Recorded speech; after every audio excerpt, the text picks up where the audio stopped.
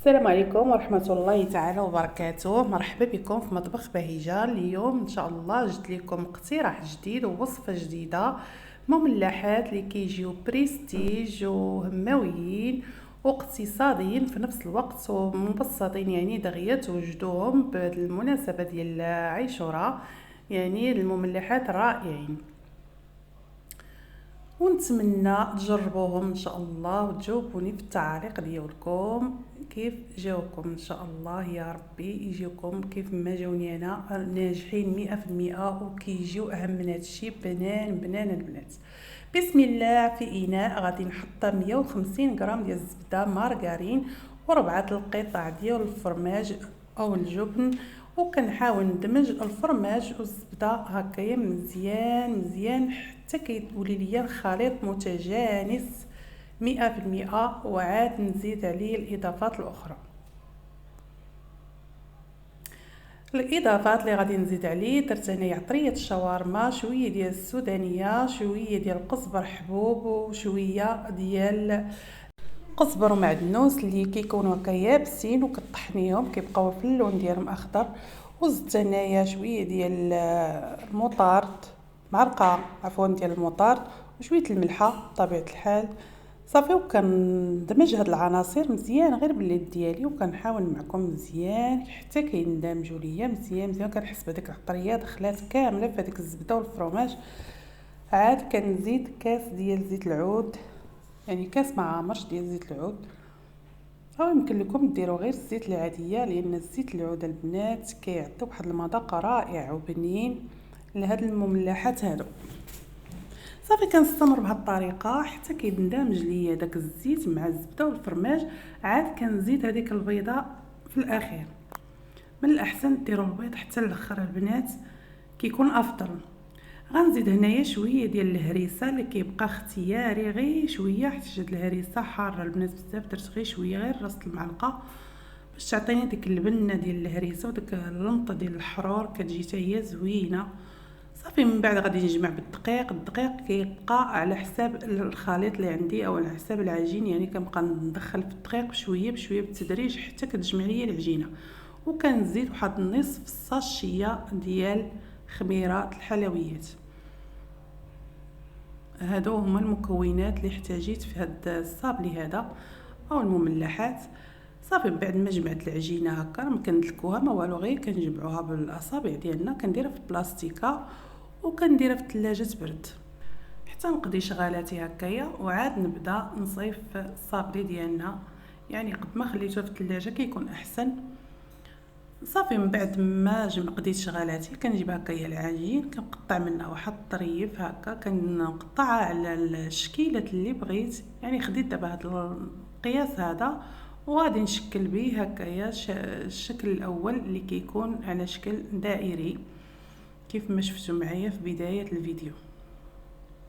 صافي كندير هكا العجين ديالي بين جوج بلاستيكات وكنسرح بالمطلق.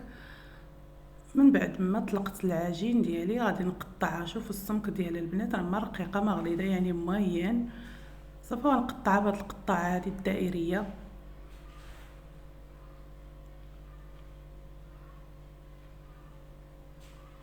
ونوضعها في اللاطه. بطبيعه الحال اللاطه ديال الفرن كتكون فرشه ليها بابي كويسون.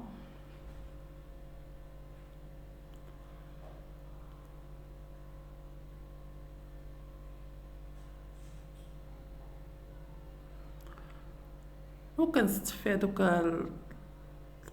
الدوائر ديالي هكا اللي قطعت ديال الصابلي، نست وحده حدا وحده ونحاول نقربهم، يعني انا ما غاديش نلتصقوا ما والو، غير نستغلوا المساحه ديال اللاطه ديالنا. من طبيعه الحال الفرن راه كيسخن في هذه الاثناء هذه.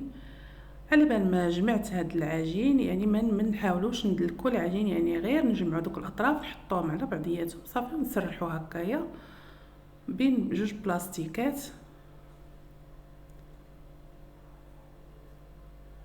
صافي وغنستمر بهذه الطريقه حتى نكمل هاد العجين اللي عندي وغندوزو ان شاء الله الشكل الثاني.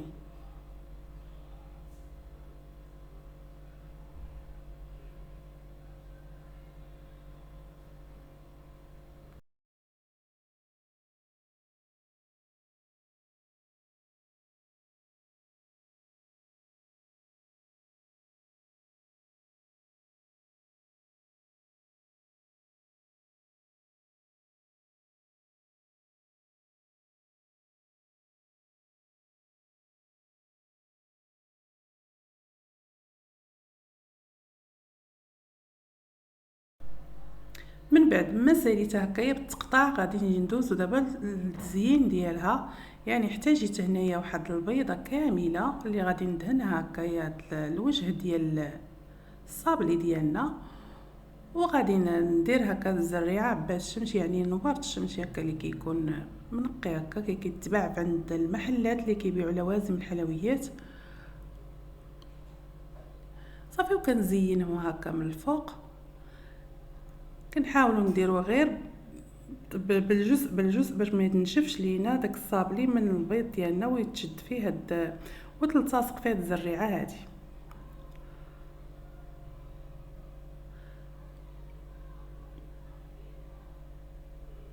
حاولوا ما ندهنوش الصابلي كامل، يعني اللاطه كامله وعاد نبداو نديرو هكا الزريعه، يعني غير بشويه بشويه باش ما كتنشفش لينا الحلوى من البيض وتحاول ديك الزريعه تلتصق لينا مع الصابلي. نحاول نقدم هكايا بيديا، يعني غير نبسطهم هكا شويه، وغادي نجيب زريعه الكتان حتى هي كتعطي واحد المنيظر واحد البنه لهاد الصابلي هذه، كتجي بنينه زريعه الكتان. رشوها هكايا من الفوق. ندوز دابا الشكل الثاني اللي قطعته هكايا على شكل هاد النجيمه هذه، كيجي تا هو المظهر ديالو كيجي رائع وكيجي شكل مغاير. يعني كنحاول، هو شويه صعيب في التقطاع ديالو، ولكن كنحاول نديرو هكا بالدقيق وعاد نقطع به باش كيسهل علينا التقطاع ديالو. صافي كيما درت الصابلي الاول غادي ندير هذا حتى هويا الشكل هذا، وندهن حتى هو بالبيض، وغادي نزينو هكا بزريعه القرعه اللي كتكون اللون ديالها اخضر من طبيعه الحال. كنحاول ندير هكا 4 ديال الحبيبات في القنيتات، ونزيد عليهم هكا شويه ديال الخشخاش او البافو من الفوق حتى يجي حتى هو منيظر زوين. صافي وندخلها للفرن. الفرن بطبيعه الحال مسخناه، كنخليهم غير الفوق حتى كيذهبوا، نحيدهم ما نخليهمش في الفرن بزاف. صافي غندوز دابا الشكل الثالث اللي حضرته هكايا على شكل دميعه، حتى هو بنفس الطريقه كنقطعو ونديرو في اللاطه ونستمر هكايا حتى كنسالي الجزء الثالث. كيختلفوا غير في طريقه التزيين فقط، ما العجين راه نفس العجين ونفس غير التزيين هو اللي كيبقى الاختلاف. صافي غندهنها حتى هي بنفس الطريقه، غندير لها هكا شويه ديال البيض من الفوق، وغادي ندير لها هكايا اللوز كونكاسي نقادو هكا من الجنيبات.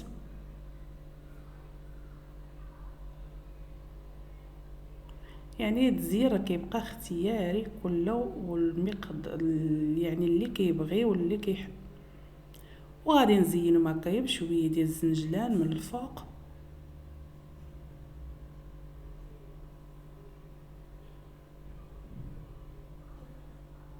يعني اللي متوفر عندك في المنزل يمكن لك تزيني بيه، هادشي كان متوفر عندي زينت به.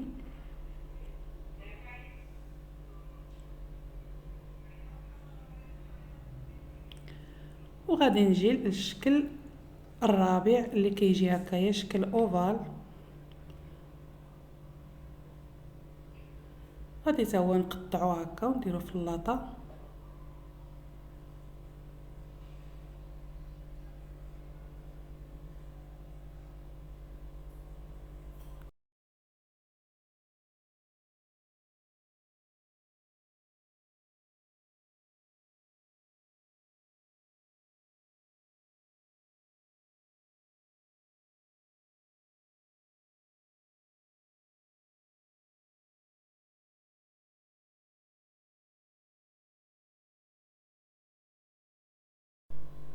غادي ندهنو حتى هو بالبيض من الفوق، الوجه ديالو ندهنوه بالبيض،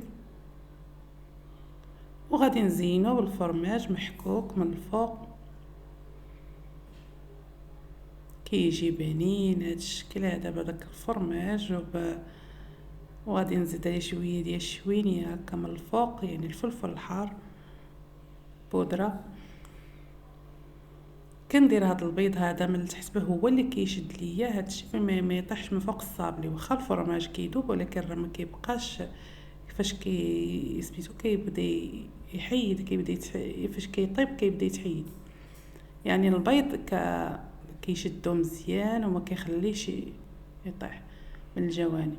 صافي غادي نزينها هكايا بشويه ديال الشويليه هكا من الفوق كما قلت لكم، فلفل حار وشويه البافو حتى هو كيجي زوين. وهذا الشكل ديالها من بعد ما طابت. شوف البنات راه كنخليهم غير الفوق، يعني ما كنهبطهمش لتحت. هذا هو الشكل ديالهم وكيجيو مقرمشين وبنانين البنات، ما تشبعوش منهم. هذا الشكل الاخر اللي درت معكم ديال الزريعه ديال عباد الشمس، وهذا هو الشكل ديالهم النهائي بعد ما كملتهم في الطياب وفي التزيين ديالهم. وجوج شكيلات ما تحذفوا ليا في التصوير ما صورتهمش، ولكن غير مختلفين غير في الشكل وصافي. وراه نفس العجين ولكم الاختيار، يعني اللي بغيتوا تقطعوا باي قطعه وباي مول عندكم تقطعوا به تقطعوا. ونتمنى يعجبكم هذا الاقتراح ديال اليوم، وما تنساونيش من لايكات وبارطاج الفيديو. شكرا لكم على المشاهده وعلى التعاليق ديالكم زوينه، والى اللقاء.